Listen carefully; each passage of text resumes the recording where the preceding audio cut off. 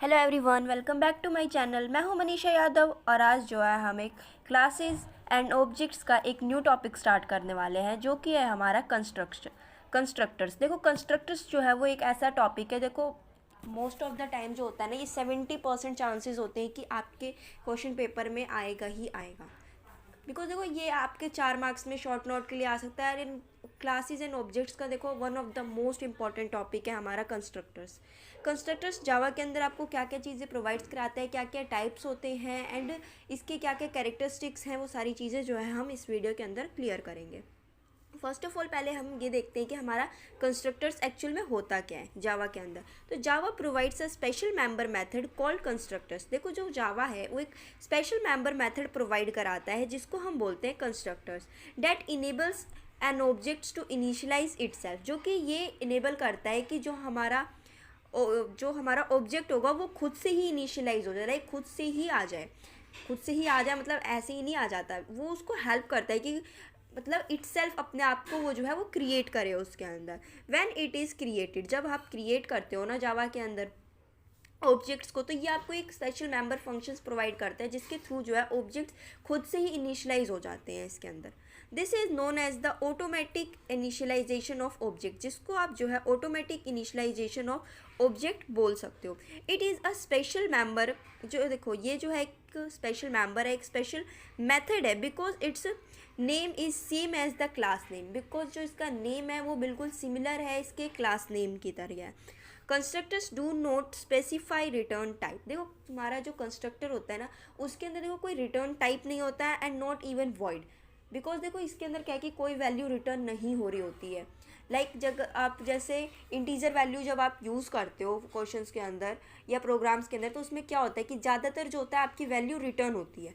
But देखो, ये constructor जो है एक ऐसा टॉपिक है, एक ऐसा मेथड है जिसके अंदर जो है आपकी जो वैल्यू है वो रिटर्न नहीं होती है। तो देखो, इस चीज़ को आप इसके अंदर याद रखना है कि जो वैल्यू होती है वो रिटर्न नहीं होती है। Next one, we define a constructor. देखो, अगर आप कंस्ट्रक्टर को एक डेफिनेशन के थ्रू डिफाइन करना चाहते हो क्वेश्चन में, बिकॉज जब आपका क्वेश्चन आएगा कंस्ट्रक्टर के ऊपर तो आपको एक डेफिनेशन देनी होगी, कैरेक्टरिस्टिक्स देने होंगे, एडवांटेजेस बताने होंगे, डिसएडवांटेजेस बताने होंगे, टाइप्स बताने होंगे। तो ये सारी चीज़ें जब आप बताओगे ना तो तभी जो है वो 8 मार्क्स जो है आपका पूरा कवर अप होगा। या कई बार पता है 16 मार्क्स में भी आ जाता है अगर लक अच्छा हो, किस्मत अच्छी हो तो। देखो, जो है इसका जो आप डेफिनेशन दोगे वो कुछ इस टाइप से दोगे कि a member method with a same name as its class is called a constructor. एक ऐसा मेंबर मेथड जिसका नेम जो होता है बिल्कुल सिमिलर होता है उसके क्लास नेम की तरह। लाइक अगर क्लास नेम का नेम जो है वो हमारा, आप मान लो कि आप वो फंक्शन है, लाइक मैंने उसका नाम दे दिया फंक्शन, एंड देन जो होगा उसका क्लास नेम जो होगा एंड वो भी जो होगा हमारा फंक्शन ही होगा। ठीक है। नेक्स्ट जो है, and it is use to initialize the object of that class type during its creation. और ये जो है खुद ही जब आप क्रिएट करते हो ऑब्जेक्ट्स को तो ये खुद ही इनिशलाइज करने की पावर रखता है अपने अंदर। नेक्स्ट जो है वो है हमारा कैरेक्टरिस्टिक्स। देखो, कैरेक्टरिस्टिक्स क्या है कि constructor name must be the same as that of its class name. देखो, कोई भी कंस्ट्रक्टर क्रिएट करने से पहले आपको ये चीज़ रखनी होगी कि अगर आप कोई कंस्ट्रक्टर क्रिएट कर रहे हो तो इट मस्ट कि जो उसका नेम होगा वो जो है वो सिमिलर होना चाहिए उसके क्लास नेम से।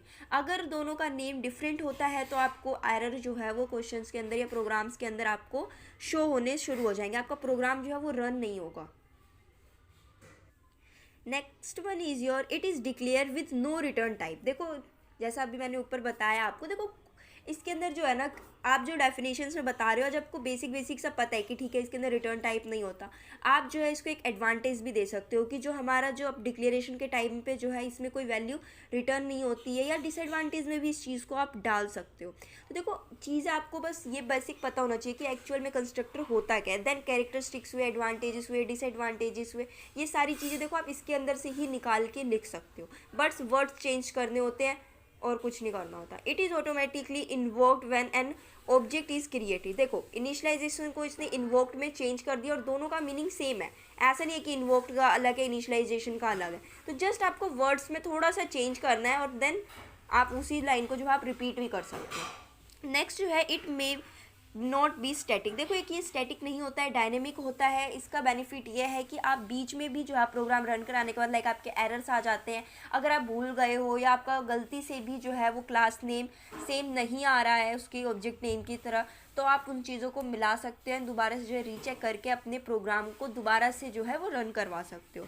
Constructors can be overloaded. देखो कंस्ट्रक्टर्स में भी ये होता है कि वो ओवरलोड हो जाते हैं, बिकॉज हम एक टाइम पे जो है ना बहुत सारे कंस्ट्रक्टर्स का यूज़ करते हैं एक क्लास के अंदर। नेक्स्ट वन जो है वो है हमारा टाइप्स ऑफ कंस्ट्रक्टर्स। देखो टाइप्स ऑफ कंस्ट्रक्टर्स में जावा के अंदर बेसिकली जो है हमारे दो टाइप होते हैं। First one is your default and parameterize constructor. And देखो जावा के अंदर सिर्फ दो टाइप होते हैं, बट बाकी जो हमारी लैंग्वेजेस होती है ना लाइक सी, सी प्लस प्लस, इसके अंदर जो है हमारे और कंस्ट्रक्टर के जो है वो तीन टाइप होते हैं, डिफ़ॉल्ट, पैरामीटराइज एंड एक होता है हमारा कॉपी कंस्ट्रक्टर, जो कि हम इसके अंदर यूज़ नहीं करते हैं, बट जस्ट मैं आपको बताऊंगी कि एक्चुअल में कॉपी कंस्ट्रक्टर क्या होता है। पहले हम स्टार्ट करते हैं हमारा डिफ़ॉल्ट कंस्ट्रक्टर। देखो डिफ़ॉल्ट कंस्ट्रक्टर क्या होता है कि default constructor having no argument is called a default constructor. देखो उसके अंदर जो होता है ना कोई आर्ग्यूमेंट नहीं होता, आर्ग्यूमेंट यानी पैरामीटराइज नहीं होता है, जिसकी वजह से जो है वो एक डिफ़ॉल्ट कंस्ट्रक्टर होता है। The reader should note that no object of class is created without a constructor। देखो जो हमारा रीडर है या जो इसको डेवलप कर रहा है या जो प्रोग्राम कर रहा है उसको इस बात का ध्यान रखना है कि जब तक जो है हमारे पास कोई ऑब्जेक्ट को आप जब ही क्रिएट कर सकते हो जब आपके पास क्लास होगी। किसी भी कंस्ट्रक्टर के अंदर अगर आप जो है ऑब्जेक्ट क्रिएट करना चाहते हो तो आपके पास जो है क्लास का होना बहुत ही इम्पॉर्टेंट है। क्लास आपको पता है, जैसे कि मैंने पहले आपको डिफ़ाइन किया था कि क्लास क्या होती है, एक कॉमन नेम रेफ़र कर देते हैं, बहुत उसके अंदर जो है सिमिलर चीज़ें होती हैं। लाइक एक आपको स्टूडेंट नेम दे दिया, स्टूडेंट नेम के अंदर जो है आपको पूरी क्लास के स्टूडेंट्स के नेम लिखने होंगे, तो ऑब्जेक्ट क्या हो गए आपके, वो स्टूडेंट नेम हो गए, जैसे Reema, Seema, Geeta, Sonu, Monu and whatever जो भी आपके नेम होंगे क्लास के स्टूडेंट्स के। एंड जो होगा वो जो ऊपर हेडिंग दोगे आप जिसको क्लास नेम बोल रहे हैं वो होगा हमारा student name. Okay, and then उसके अंदर जो है आप सिमिलरली 1 2 3 रोल नंबर्स वगैरह and Monu, Rinki and whatever जो भी आपके नेम होंगे आपकी क्लास में, वो नेम जो है आपके क्या हो जाएंगे, इसके अंदर ऑब्जेक्ट्स हो जाएंगे। Next one is your if the programmer does not provide the initial value then this job is done by the compiler. देखो कई बार क्या होता है कि जो हमारा प्रोग्रामर होता है वो कोई इनिशियल वैल्यू देना भूल जाता है गलती से भी, तो उसके अंदर क्या है कि जो कंपाइलर जो है वो इस चीज़ को हैंडल करते हैं, देन उसको जो है एक डिफ़ॉल्ट वैल्यू कह सकते हो आप इस चीज़ को या फिर इनिशियल वैल्यू कह सकते हो, वो उसको प्रोवाइड कराता है। The compiler automatically provides the default constructor. देखो इसके अंदर भी यही बोला है कि जो हमारा कंपाइलर होता है ना वो ऑटोमेटिकली जो है इसको एक डिफ़ॉल्ट वैल्यू या डिफ़ॉल्ट कंस्ट्रक्टर प्रोवाइड करा देता है। For creating the object with the same dummy values, किसी भी ऑब्जेक्ट को जब आप क्रिएट करते हो तो एक डमी वैल्यू दे देता है एक, ताकि उस टाइम जो है आपको वो चीज़ें रन हो सके। नेक्स्ट आप चाहो तो उसको आप बाद में चेंज भी कर सकते हो, बिकॉज जो हमारा कंस्ट्रक्टर होता है ना वो स्टैटिक नहीं होता है, डायनेमिक होता है, तो आप बीच में जो है इसके अंदर चेंजेस कर सकते हो।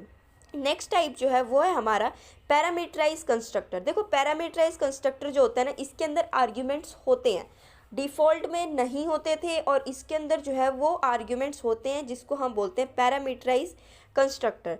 Parameterized constructor are very helpful in that situation where the programmer wants to initialize the various data elements of different objects with different values when they are created। देखो ये जो है हमारा पैरामीटराइज कंस्ट्रक्टर जो है उन प्रोग्रामर्स को help करता है जहाँ पे जो है वो बहुत सारी वैल्यूज़ को जो क्रिएट करना चाहती हैं, इनिशलाइज कराना चाहते हैं और अपने प्रोग्राम के अंदर बहुत सारे ऑब्जेक्ट्स को क्रिएट करना चाहते हैं विद डिफरेंट डिफरेंट वैल्यूज़।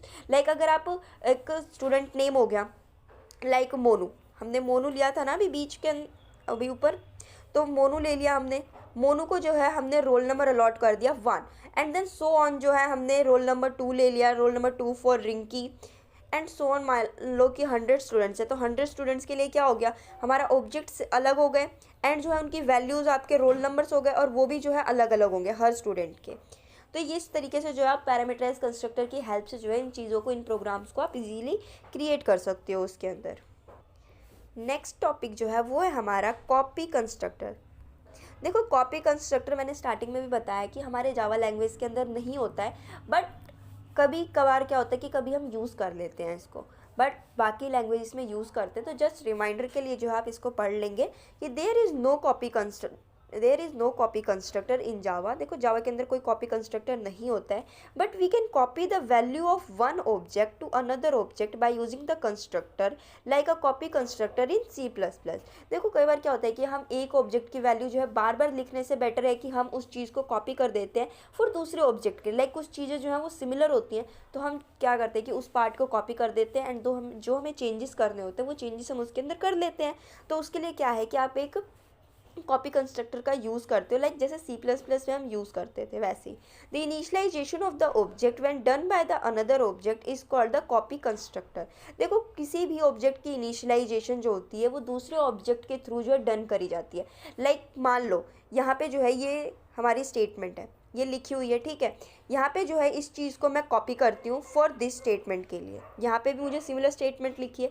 तो अब इसको हमें इनिशियलाइज करने के लिए हमें इस ऑब्जेक्ट की तो ज़रूरत पड़ी ना, तो जब इस ऑब्जेक्ट को इसकी हेल्प करता है तो उसे हम बोलते हैं कॉपी कंस्ट्रक्टर। लाइक ऑब्जेक्ट 1 की हेल्प से जब ऑब्जेक्ट 2 तैयार किया जाता है तो उसको क्या बोलोगे आप, कॉपी कंस्ट्रक्टर। एक दूसरे की जो है हेल्प करते हैं इनिशियलाइज होने में। नेक्स्ट वन देखो, सिमिलर वर्ड्स में, सिंपल वर्ड्स में अगर आप बोलो तो किसी भी ऑब्जेक्ट की जब एक ऑब्जेक्ट को आप दूसरे ऑब्जेक्ट के लिए कॉपी करते हो तो उसको आप बोलते हो हमारा copy constructor. Similar like copy आप ये नॉर्मली ले लो, कैसे आप कॉपी करते हो, कॉपी एंड पेस्ट जैसे वर्ड में करते हो ना, सिमिलर वही है इसके अंदर और कोई ज़्यादा चेंजेस नहीं है। नेक्स्ट वन जो है वो है हमारा कंस्ट्रक्टर ओवरलोडिंग। देखो कंस्ट्रक्टर ओवरलोडिंग कैसे होती है इसके अंदर कि कंस्ट्रक्टर ओवरलोडिंग इज एक टेक्निक है in which class can have any number of constructors. Because जब क्लास होती है ना उसके अंदर बहुत सारे कंस्ट्रक्टर्स जो है हम यूज़ करते हैं जिसकी वजह से जो है कंस्ट्रक्टर ओवरलोडिंग हो जाती है इसके अंदर। We can define more than constructors in a class. और हम जब क्लास में एक और एक से ज़्यादा कंस्ट्रक्टर्स का यूज़ करते हैं ना तो उसकी वजह से क्या ओवरलोडिंग हो जाती है। और ऐसा नहीं है कि सिर्फ कंस्ट्रक्टर्स के अंदर ही ऐसा होता है, बहुत सारे फंक्शंस ऐसे हैं कि जब आप जो है बहुत ज़्यादा, लाइक अगर आप मान लो कि एक 50 स्टूडेंट्स के बैठने के लिए क्लासरूम में सीट है, अगर वहाँ पे 70 स्टूडेंट्स हो जाते हैं तो वो क्या हो जाता है, ओवरलोडिंग हो जाती है। बिकॉज वहाँ पे 50 स्टूडेंट्स बैठ सकते हैं बट उसमें क्या है कि आप चाहो तो 70 भी बिठा सकते हो, बट उसमें क्या होता है कि थोड़ा सा ओवरलोडिंग हो जाती है, बच्चे अनकंफर्टेबल हो जाते हैं। तो सिमिलरली इसके अंदर भी ऐसे ही होता है कि ओवरलोडिंग हो जाती है। यूज़ तो आप कर सकते हो, उस रूम को 70 स्टूडेंट्स के लिए यूज़ कर सकते हो, बट ओवरलोडिंग हो जाती है उसके अंदर। तो इस चीज़ का थोड़ा सा ना डर रहता है और कुछ नहीं है। And thank you for watching this video. I hope आपको वीडियो अच्छी लगी हो। अगर इस वीडियो से रिलेटेड आपको कोई भी डाउट हो तो आप मुझे कमेंट बॉक्स में कमेंट करके बता सकते हैं।